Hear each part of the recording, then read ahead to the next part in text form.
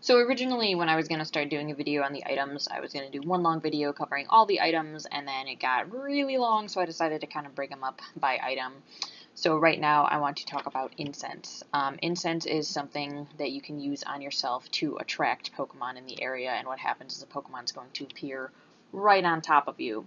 So in-game, incense actually says it's a mysterious fragrance that lures wild Pokemon to your location for 30 minutes. So first things first, you click on the incense in your item list, and then you'll get this shot where you got the little incense ball, and it's just kind of hovering. If you click on it again, it will put it into the into effect, so it'll show up, and you'll get this little cloud around yourself that shows that your incense is active, and you'll get a little timer up in the upper right hand corner. It only works for 30 minutes, so make sure you've got 30 minutes to use, because it does count down. Even if you turn the app off, it will continue to count down. So it's 30 minutes real time.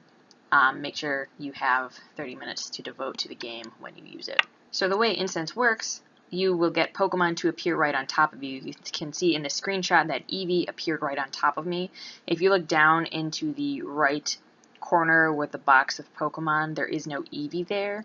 If I open that up, you can see the Pokemon nearby, and the only Eevee is actually 3 steps away, which is pretty far, so that is not the Eevee that appeared. These Pokemon just kind of pop out of nowhere.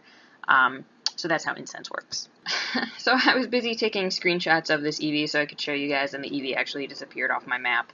So there might be a time limit, or it might be a glitch. Not quite sure what just happened there. Could not catch the Eevee, unfortunately, but it did appear, and like I said, it will appear right on your trainer, just like that. I'm actually working right now on a list of all the different types of Pokemon that appear, and what CP they are, and what kind of rarity they have. I do get a lot of Rattatas, Weedles, Pidgeys, Eevees. Yesterday I got a Staryu, which was pretty cool. It was my first time seeing one, so that was fun. Just now I received a 467 Venonat. Venonat are pretty common in the area, but usually the incense Pokemon, for me at least, tend to be a little bit on the weaker side. So, like I said, I'm keeping a list of everything that's appearing, and I'm going to have some numbers for you guys later. And if you want to help out and add to the research, if you just keep track of what time it appears when you use your incense, what type of Pokemon it is, and what CP it has, that would be super beneficial for me, and we can run some numbers, and it'll be fun, and we can learn more about the game and how incense actually works other than just making Pokemon appear. So in this, I also want to talk about lure modules, because they are very similar to incense. So the way lure modules work is, think of it as like kind of a public incense. So you put the lure module on a Pokestop, and you see these little petals kind of floating around it, and that means that someone put a lure module on it, so you can see it from pretty far away. You can see the screenshot here. I mean, I'm pretty close to this one, but I might have another one I can show you. And this is what it looks like if you click on the lure module. You can see the little petals, little hearts floating around, so it attracts Pokemon to the area. Pretty much, if you can see the Pokestop from your location, you can see that it has a lure module on it, so you can see the one down the block from me, you can see it from here. I have not done a lot of research with the lure modules yet, because I mostly go out by myself. I'm actually looking for someone to come play Pokemon with me.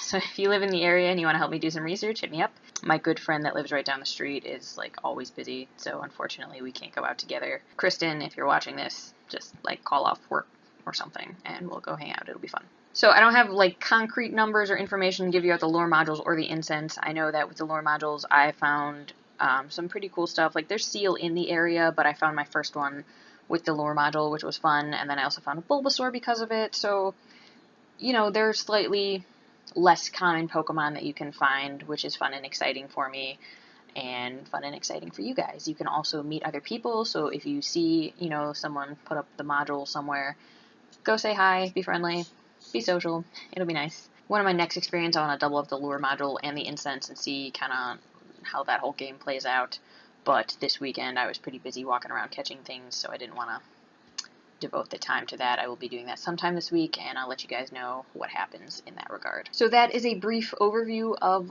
lures and incense. If you have any questions, comments, concerns, just leave them below. I'll get back to you, and hopefully you find some good stuff in using these techniques to find your Pokemon. So good luck with your lures and incense. Happy hunting. Let me know how it goes, and I will see you next time.